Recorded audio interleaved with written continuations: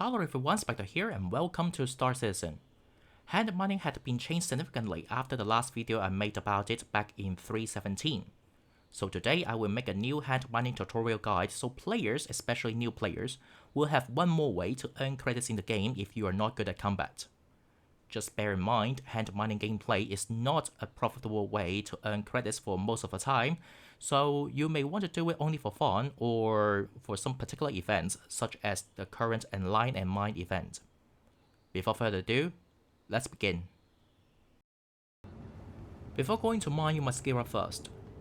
The most important part will be getting a pyro multi-tool, which is this little yellow device, as well as the mining attachment, which is right next to the pyro multi-tool, this red one, as you can see in here. You can purchase these items from the terminal if you want to be sure.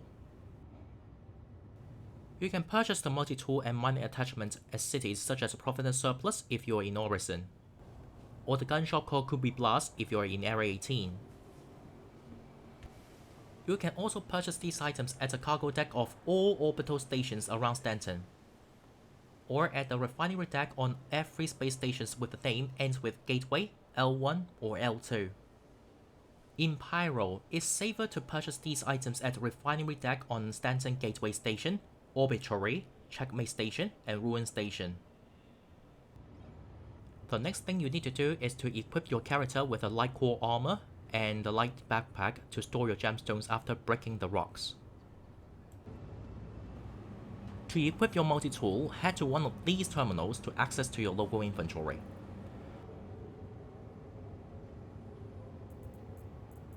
Drag the multi-tool to your character or right-click the item with your mouse button and select Holster. After that, attach the mining attachment to your multi-tool by dragging the attachment directly to the multi-tool. If the multi-tool you're using is obtained via boxes around the outpost or other locations, please make sure you are using a pure pyro multi-tool instead of some multi-tools with names like Mirage or Harvester, as you cannot scan the rocks information even if you attach the mining attachment on them. The other items that may be useful for your expedition will be some food and drinks, med pens and med guns, and some firearms if you want to defend your character a little bit. Some of you may saw people equipping flares on their characters when they go mining in caves, but I won't recommend it, because instead of illuminating the cave, they just make the cave much creepier and they are not bright enough to show your way. So I would suggest you to use your headlights on your helmet would be fine. But if you're really afraid of getting lost in a cave and want to use flares to show your way out, here is how you use them. To activate the flares, you need to make sure the character is holding the flare itself. Hold F key and look at the flare. Right click it to activate it. Then all you need to do is to left click your mouse button and place it on the ground, then it will be fine.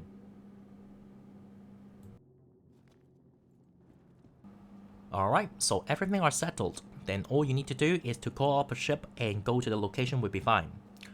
Now, if you really want to stay in the cave for a longer period of time, I would suggest you to find a ship with a proper interior, because only for those ships you can let your character to take off their helmet and eat and drink inside of a ship.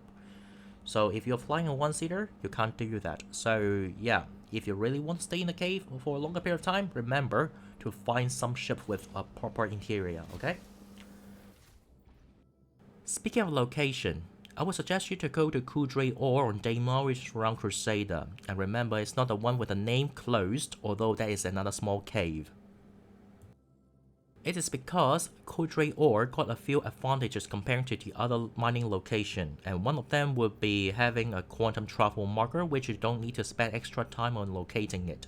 You just need to use a mobi-glass, click the button, then you can fly towards it. Secondly, Coudray Ore got a very big underground cave that is right next to the outpost, which can allow players to fly a small or even a medium-sized ship inside of it, park there without worrying about their ships getting damaged or destroyed due to other bounty missions spawned on top of the location, as those NPC ships will not enter the cave and target your ship, but you need to make sure that you don't park your ship too close to the entrance, if not they still be able to target your ship at some point. Lastly, Cool Trade Ore so far will not spawn any kind of hostile NPCs or creature inside of it, so you should be safe to do mining unless you encounter other hostile players. Alright then, after you settle down in the cave and it's time for you to go mining, but before that you need to make sure what kind of things that you want to find first. So far, there will be 4 kinds of rocks that you can mine with your multi-tool, excluding those 3 that's for special events.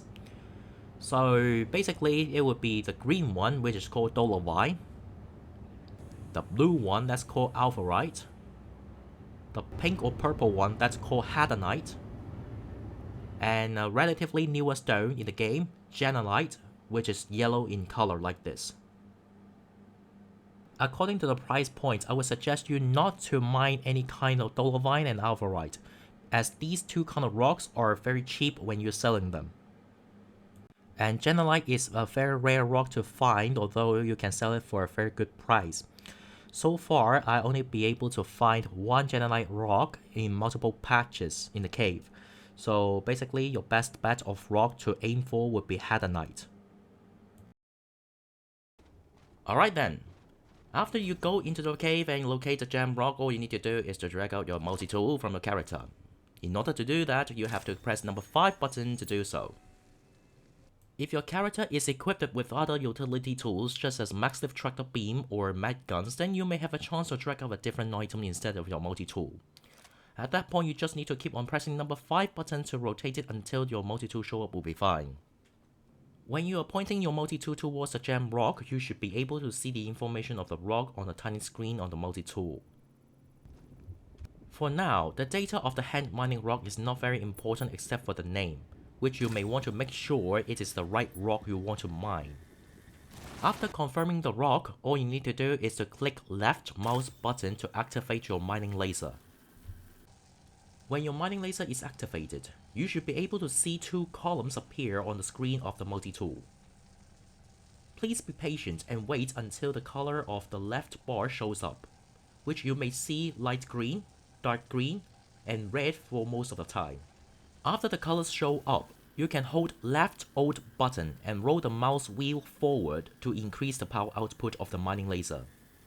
The power output of the laser will be shown on the right side column of the tiny screen. And sometimes you may need to keep rolling the mouse wheel to see the changes on the right side column. Of course, due to the server performance, the adjustment of the laser output might be delayed, so please be patient when adjusting the power output. As the laser power output increases, you should be able to see the bar on the left side of the multi-tool screen rising as well.